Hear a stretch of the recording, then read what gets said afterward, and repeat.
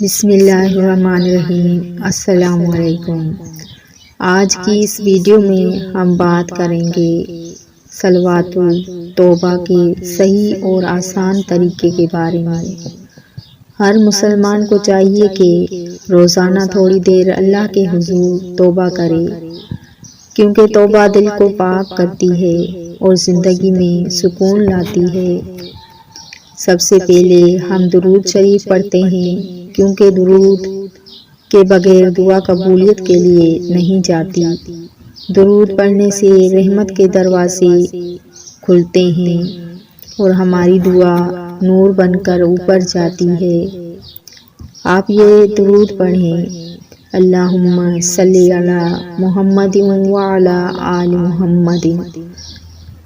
توبہ صرف زبان سے نہیں، دل سے ہوتی ہے۔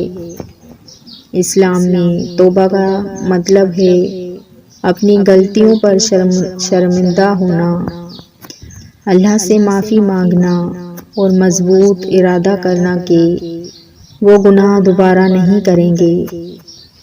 اگر یہ تین چیزیں پوری ہو جائے تو توبہ مکمل ہو جاتی ہے۔ سب سے پہلے وضو کر لیں، پھر 2 رکعت نماز توبہ پڑھ لیں۔ نماز کے بعد تھوڑی دیر بیٹھ کر سچی توبہ کریں۔ یہ دعا پڑھیں: استغفر اللہ ربی من کل ذنب واتوب الیہ، اللہم اغفر لی وتب علی انک انت التواب الرحیم۔